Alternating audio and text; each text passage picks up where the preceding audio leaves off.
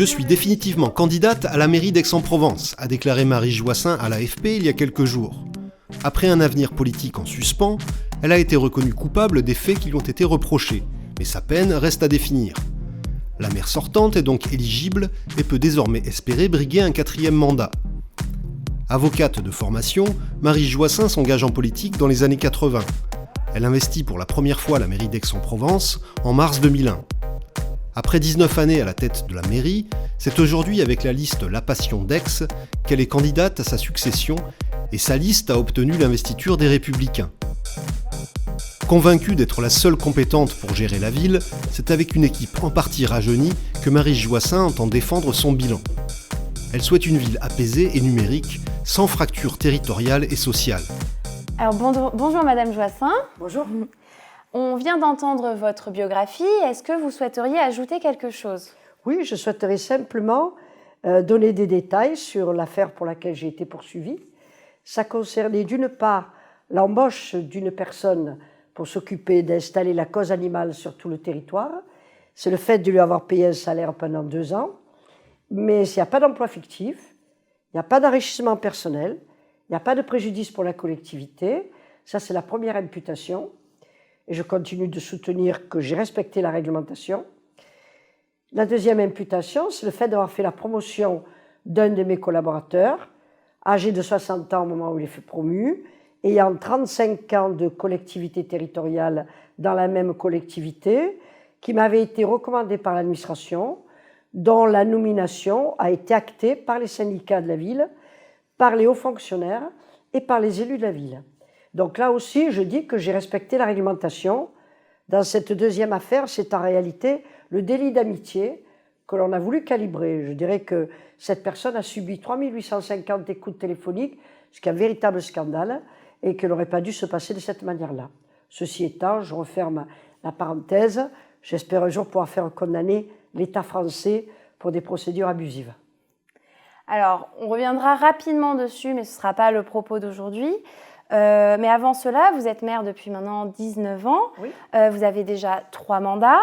Qu'est-ce qui vous motive aujourd'hui et vous fait sentir encore légitime pour briguer un 4e mandat? Vous avez encore quoi à apporter à Aix? Alors, d'abord, la légitimité, ce sont les électeurs qui me la donneront. S'ils considèrent que c'est assez, ils ne voteront pas pour moi. S'ils considèrent que j'ai fait du bon boulot, que je peux aller plus loin et que je peux faire encore mieux, j'ai décidé de me présenter avec une équipe qui est renouvelée, de gens qui viennent de tous les horizons, avec des expériences très diversifiées, et surtout des gens qui sont des personnalités habituées à prendre des responsabilités.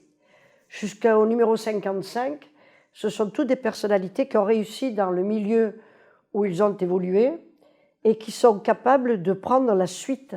Je ne dis pas la succession, il n'y a pas de succession quand il y a vote, mais qui sont capables de prendre la suite. J'aménage non seulement des transitions dont je vais vous parler, mais j'aménage en même temps la transition des personnes qui prendront la suite ou qui se feront élire après moi. Je les formerai, parce que le métier le maire, c'est un vrai métier. On ne devient pas maire parce qu'on présente une liste et parce qu'on se fait beau sur une affiche prise plus ou moins artistiquement. Donc on est maire quand on a des compétences et on est maire quand on a aussi l'envie de se dévouer et de prendre la chose publique en main. Donc tout ça, j'ai envie de le faire. J'ai une appétence permanente à la nouveauté. J'ai une appétence permanente à l'initiative et je suis en pleine forme physique et surtout intellectuelle. Je dois dire également que le paysage de ceux qui se présentent contre moi est très pauvre. Je ne vais pas détailler mes adversaires, mais je ne crois pas qu'il y en ait un seul en compétence de gérer cette ville de la manière dont je l'ai gérée. Donc je ne peux pas laisser la suite à des gens sans expérience qui vont faire perdre le bénéfice de ce que cette ville a acquis en peu de temps. Quand je dis qu'ils n'ont pas d'expérience, ça veut dire d'expérience de gestion. Il y en a 2 ou 3 qui ont vraiment des expériences professionnelles, qui sont des professionnels qui ont réussi dans leur domaine, mais ils n'ont pas d'expérience de vraie gestion. Or, l'expérience de la gestion, c'est important, parce qu'on doit apprendre à travailler avec l'administration, ce n'est pas évident. On doit apprendre à la respecter, c'est pas évident non plus.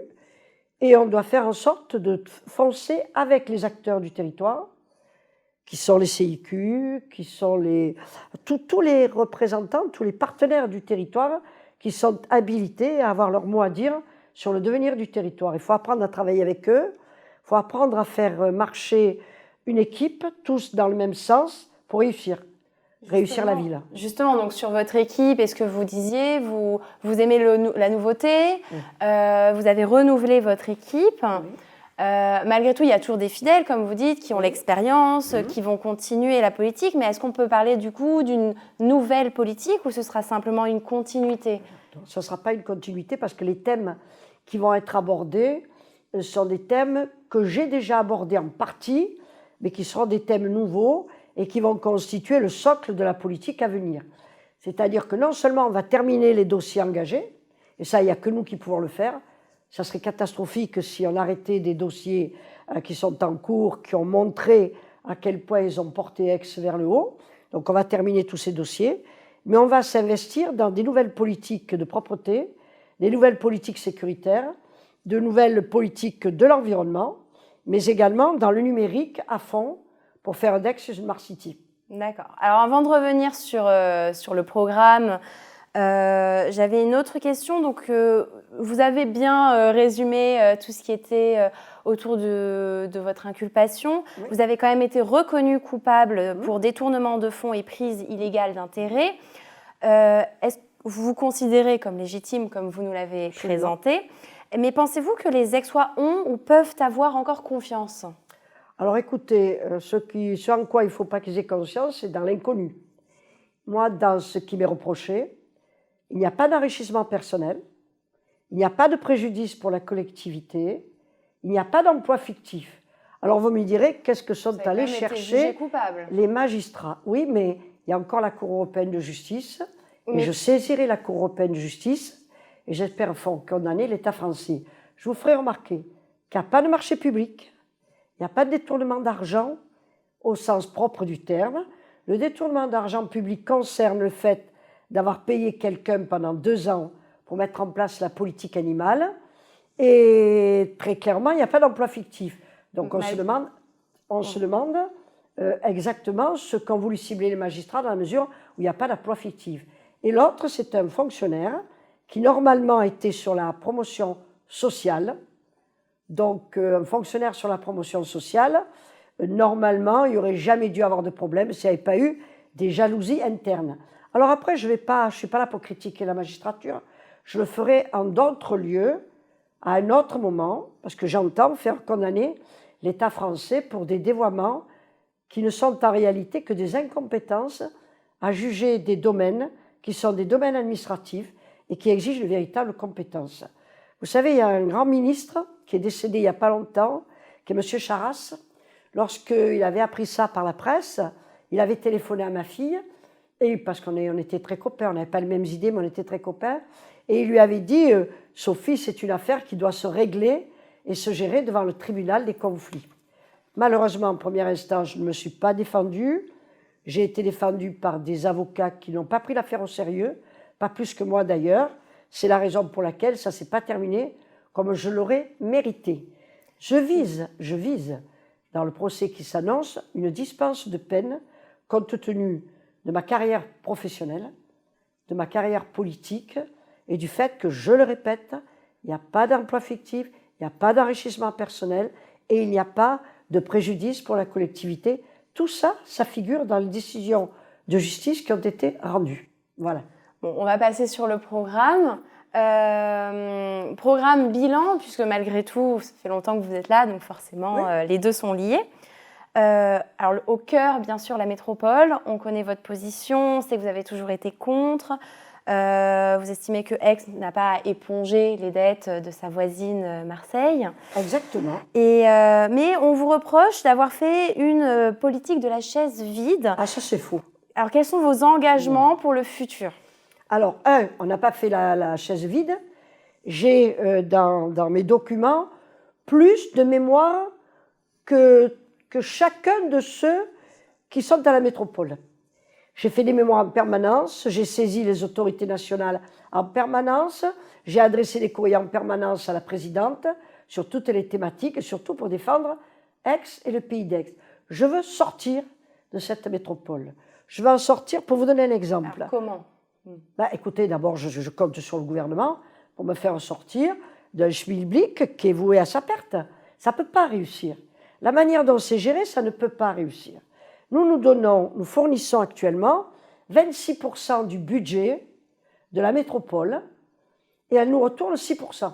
Donc j'estime que nous ne sommes pas servis, que notre territoire perd des capacités d'investir, de faire vivre nos entreprises. Et aujourd'hui, il y a un très faible retour sur le territoire. Ça dénature déjà l'économie du territoire. Ça fait que les entreprises ont moins de travail. Ça fait que nous avons moins de programmes, moins de projets. Et nous ne pouvons pas avoir la vision qui a été la nôtre, qui était une vision d'avenir, avec des réalisations qui fonctionnaient en fonction des ressources de notre territoire. Aujourd'hui, nous avons les impôts sur le revenu qui sont là pour combler les manques d'un territoire à un autre. Ça, c'est l'impôt sur le revenu. Puis après, chaque territoire a ses propres impôts, a ses propres capacités financières qui sont là pour permettre au territoire d'aller plus loin. Si on nous mélange tous dans une même mouvance qui n'est pas dynamique, ça veut dire que nous allons tous nous casser la figure. Alors, moi, j'ai géré mon territoire dans le dynamisme. Nous sommes le territoire qui est le plus attractif des Bouches-du-Rhône. On a fait en sorte que le chômage soit le moins important et le chômage est le moins important de toute la région. Donc on est bon. Nous avons un chômage qui est légèrement inférieur au taux de chômage national. On est bon, on était bon. Je ne vois pas pourquoi j'irais me tracter derrière une ville comme Marseille, qui est en déficit chronique, qui n'est pas du tout géré et qui pose des problèmes énormes sur le plan sociétal. Donc je ne veux pas que le premier de la liste, c'est-à-dire Marseille qui nous tracte, soit le dernier de la classe alors que nous on était les premiers. Voilà. Mais de fait, on est dans la métropole. Donc, de fait, on est dans la métropole aujourd'hui. Donc, concrètement, en sortir. Donc, je veux en sortir. Donc, ce serait ça. Je demande au tribunal, je ne demande pas au tribunal, parce que le tribunal a lamentablement échoué là-dedans, hein, au niveau du Conseil constitutionnel, au niveau du Conseil d'État. Ils n'ont pas rendu les décisions que nous méritions sur le plan juridique. Je ne parle pas sur le plan politique, ça n'en parlons pas. Sur le plan juridique, on a été floué largement. Mais je dis simplement que le gouvernement actuel, qui n'est pas concerné, ce n'est pas lui qui a mis en place la métropole, doit revenir sur la manière dont la métropole est construite. Je propose deux solutions. Une solution, c'est faire d'Aix, qui a une belle réussite sociale, économique et dans tous les domaines. Je propose qu'Aix devienne une métropole ex-Pays d'Aix, qui absorbera d'autres territoires limitrophes, peut-être le territoire de Salon, avec tous les villages qui sont autour, peut-être une partie du Luberon. En tout cas, c'est à définir. C'est au gouvernement de le définir avec les élus locaux. Marseille resterait avec Marseille-Aubagne et peut-être une partie de l'étang de Berre, encore que nous sommes aptes à absorber cette partie de l'étang de Berre, parce que nous avons des ambitions énormes pour ce coin. Et il y aurait deux métropoles. Soit, si on veut laisser la métropole unique, ce qui est une erreur fondamentale, à ce moment-là, cette métropole n'a que des compétences stratégiques, c'est-à-dire pourquoi on crée quelque chose d'aussi éloigné des habitants, sinon pour mettre en place des compétences stratégiques. La mobilité, c'est une compétence stratégique. L'environnement, c'est une compétence stratégique. L'initiative, la recherche, c'est une compétence stratégique. Les routes, les grandes routes, ça peut rester une compétence stratégique. Et la stratégie économique ou l'aménagement du territoire, ça peut être des compétences stratégiques, mais la métropole n'a pas à s'occuper de la proximité des territoires ni de la proximité des communes. Ça appartient aux communes avec leur conseil de territoire. Elles l'ont très bien géré jusqu'à présent. Les usagers, c'est-à-dire les habitants de ces territoires, ne sont pas pour cette métropole. Lorsque le président de la métropole obtient des majorités quelquefois dignes de celles des pays de l'Est, c'est parce que chacun a peur, à un moment donné, s'il n'est pas dans la norme, d'être sanctionné par une perte de subvention, par une perte de quelque chose pour son territoire, et on n'est pas dans la liberté. Moi, j'ai conduit un territoire pendant 19 ans, j'ai fait fonctionner ensemble les maires de droite, de gauche, du centre, sans qu'il y ait de problème idéologique, et tout le monde a travaillé avec ce qui lui revenait, quel que soit le bord dans lequel on se trouvait. J'ai d'excellentes relations avec tous les maires du territoire qui ont pu travailler de façon forte pour leur commune parce que je leur en ai donné les moyens. J'aurais aimé continuer à travailler comme ça. Nous avons des débats qui sont des débats quelquefois échevelés parce que tout le monde a droit à la parole, tout le monde peut s'exprimer et ça m'a permis de m'enrichir de la connaissance des autres. Ce qui fait qu'on a un territoire bien géré. On a une commune bien gérée parce qu'on a travaillé dans l'ouverture avec tout le monde. Alors, on va revenir maintenant sur des mesures plus concrètes. Alors, par exemple, il y a eu beaucoup de salles, beaucoup d'espaces, comme la SMAC, l'Arena, qui ont été construites. Va-t-on réussir à les remplir? Ah ben, j'espère. J'espère, c'était une forte demande. Un lieu pour la jeunesse, c'était une forte demande. Il n'y en a pas. Il n'y en a pas à Marseille. Il y en a 3, ça va faire le 3e en France. C'est un lieu pour la jeunesse, pour les musiques actuelles. J'ai voulu montrer que nous étions aussi dans le contemporain. Et il appartiendra au délégataire que je n'ai pas choisi, qui a été choisi par la métropole, mais qui est un garçon qui a de la qualité. Sa maman a été conseillère régionale avec M. Vauzel. Je me suis toujours disputé avec elle, mais on a d'excellentes relations. Et franchement, je pense qu'ils vont réussir. Il n'y a pas de raison qu'ils ne réussissent pas, mais la réussite a un prix. La réussite veut qu'ils travaillent avec les acteurs locaux. C'est la seule exigence que j'avais formulée. J'avais formulé une exigence que celui qui soit délégataire donc, de ce très bel instrument travaille avec tous les acteurs locaux, parce que je n'ai pas mis en place cette structure pour qu'elle double les acteurs locaux. J'ai mis en place cette structure pour que les acteurs locaux puissent y trouver leur expression le plus souvent possible. Donc je compte à la fois sur les acteurs extérieurs, les acteurs locaux qui ont toujours très très bien fonctionné pour faire en sorte que ça marche. Quant au GTP, ça commence à dépasser nos ambitions. Il y a des programmations très très belles, très actuelles pour certaines.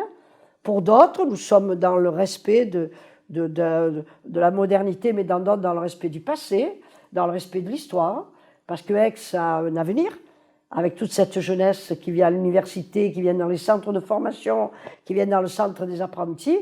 On avait besoin de mettre en place des choses fortes. J'ai remis en place, avec l'aide de l'État et de l'université, une université. On a reconstruit, on a réhabilité l'université parce que nous avons réussi à avoir le plan campus de la part de Mme Pécresse. Si on n'avait pas eu le plan campus, on n'aurait jamais eu les moyens de refaire l'université. C'est pour tous ces jeunes qui arrivent sur le territoire d'Aix que j'ai voulu préserver l'histoire de la ville, mais en même temps être moderne et aller au-devant de la modernité, au-devant de ce qui les fait vibrer. Et c'est normal. D'ailleurs, pour la jeunesse, vous en parliez, et notamment les étrangers, tous ces étudiants, on n'entend plus trop parler d'aménagement pour accueillir des jeunes comme les auberges de jeunesse qu'on avait à Aix. Est-ce qu'il y a un projet? Ça ne marche plus vraiment. Les auberges de jeunesse, celles qu'il y avait à Aix, je les donnais à la Croix-Rouge pour que la Croix-Rouge accueille des personnes qui sont en grande difficulté, aussi bien des femmes battues ou des femmes à la rue, mais qui accueillent aussi des personnes qui sont en situation de rupture. Nous sommes en train de passer avec la Croix-Rouge un contrat très très fort pour justement avoir ce regard. Vous savez on travaille déjà avec la Croix-Rouge depuis très longtemps. Il n'y a pas que la Croix-Rouge, hein, mais nous travaillons avec la Croix-Rouge sur certaines thématiques. Après, vous avez d'autres structures à Aix qui fonctionnent très très bien, qui sont également dans l'accueil. Vous en avez une qui fonctionne du côté de Sainte-Trope, vous en avez une qui fonctionne à la ZUP. Donc, vous avez des structures. Vous savez, on n'a jamais trop de structures qui accueillent des gens qui sont en situation de rupture. Parce que la rupture, elle peut être le manque de travail. Donc là, on va travailler sur les start-up avec les personnes qui sont dans ma liste. J'ai des spécialistes du digital, j'ai des spécialistes du numérique, j'ai un grand spécialiste qui a construit lui-même une entreprise de taille moyenne, qui a embauché en très peu de temps une vingtaine de salariés, qui est en pleine expansion. Nous allons faire un campus numérique sur la Constance, avec voyageprivé.com qui est déjà, mais avec Polizy Jaguar Nesworth qui va s'installer à côté de voyageprivé.com pour faire un lieu de rencontre numérique, pour faire un grand campus numérique. Mon ambition est de répliquer ce campus dans les quartiers pour donner du travail aux jeunes. J'ai notamment dans ma liste un gamin qui est arrivé à 9 ans en France, qui a vécu au Jas de Bouffant jusqu'à son âge adulte, qui est ingénieur aujourd'hui. Donc il va mettre en place dans ces lieux ce qu'on lui a donné à lui quelque part. Il avait la chance d'être à Aix-en-Provence. Être à Aix-en-Provence aujourd'hui, c'est une chance parce qu'on a mis en place beaucoup de choses et on est en train de réussir dans beaucoup de domaines. Donc on a besoin de ces jeunes pour venir nous aider à réussir une ville que je dis apaisée. Si tout le monde a sa place, on est apaisé. Et puis le politique de la ville, dont Sophie s'est occupée longtemps, qui a été une ouverture sur le monde, qui a été surtout une ouverture sur toutes les catégories sociales. Moi j'ai fait, je le dis dans ma profession de foi, en matière sociale, j'ai fait plus que les mairies socialistes qui m'ont précédé. Nous avons fait une politique de la ville ouverte à tous. Nous avons donné ce qu'il fallait aux centres sociaux. Nous avons refait complètement, c'était le premier acte de ma gestion, nous avons fait totalement le CCAS, le Centre d'Action Sociale de la ville, nous l'avons réhabilité complètement. Quand je suis arrivée, c'était un urinoir. Donc nous sommes intervenus dans des tas de domaines en matière sociale et on voit le résultat, une ville apaisée. Et c'est ce que je veux très exactement. Alors ce sera le mot de la fin sur votre programme puisqu'on est à la fin des 20 minutes. J'aurais simplement pour finir deux petites questions. D'abord sur les abstentions, puisqu'en 2014, il y avait un taux à Aix-en-Provence de près de 40% d'abstention. Pourquoi, selon vous, les électeurs ne vont pas voter et que faudrait-il faire rapidement, puisqu'on a déjà fini les 20 minutes? D'abord, en 2014, ils ne savaient pas tout ce que j'étais capable de faire. Oh oui, vous étiez je pense que je les ai plus convaincus. Après, l'abstention, je ne sais pas si c'est 40%, je crois que c'est quand même moins. Mais l'abstention, c'est un phénomène qui est connu partout. Certains disent le vote obligatoire. Je ne crois pas que ça marche non plus. Parce que si les gens vont voter parce qu'on les oblige, ils voteront n'importe quoi. Non, je crois que les médias, quelque part, en prenant tous les médias, quels qu'ils soient, y compris la presse écrite, ont décrédibilisé la parole publique. Alors ça a été au début un jeu de massacre. Un jeu de massacre qui a pris à tout le monde. D'ailleurs, moi j'en suis victime de ce jeu de massacre. Si j'avais été simplement Marie Joissin et pas une élue qui tient un territoire important, j'aurais jamais été ni poursuivie et surtout pas condamnée. Hein. Donc très clairement, je crois qu'il y a un jeu de massacre à la politique aujourd'hui. Et ce jeu de massacre est grave parce qu'il sert l'administration. Et l'administration, c'est très bien, à condition qu'elle ne soit pas la seule à gérer. Parce que l'administration, ça peut rapidement devenir aussi un lieu totalitaire. Et le partage entre l'administration, le pouvoir entre l'administration et les élus, c'est un partage très cohérent et très sain. Aujourd'hui, faire pencher la balance en direction de la haute administration, qui a l'habitude de contraindre, vous le voyez en ce moment avec le 49.3. Ça, c'est pas les députés qui mettent en place le 49.3, mais c'est des députés qui obéissent au doigt et à l'œil, qui sont des que je ne trouve pas le mot, mais bon, on a compris ce que je voulais dire. Mais en même temps, ce sont des députés qui ont peur de ne pas être réélus, ce sont des députés qui ont peur de déplaire au directeur de l'école, et c'est l'administration qui a son jeu le plus tranquille, le plus ouvert, et c'est elle qui prépare le 49.3. Ce ne sont pas les députés qui sont dans l'hémicycle, qui sont pour la plupart des amateurs. Et des amateurs d'ailleurs très sympathiques, je les trouve tous très beaux, ils sont tous sur le même modèle.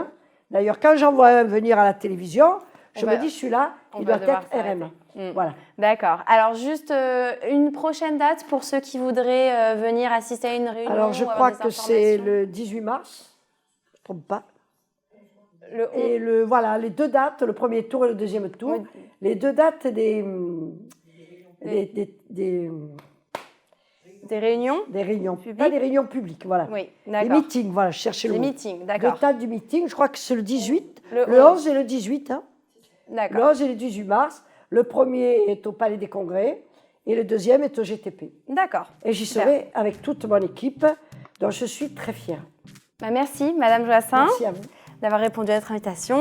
Et alors, nous, on a fini avec nos plateaux pour accueillir tous les candidats, mais on se retrouve très prochainement pour les débats.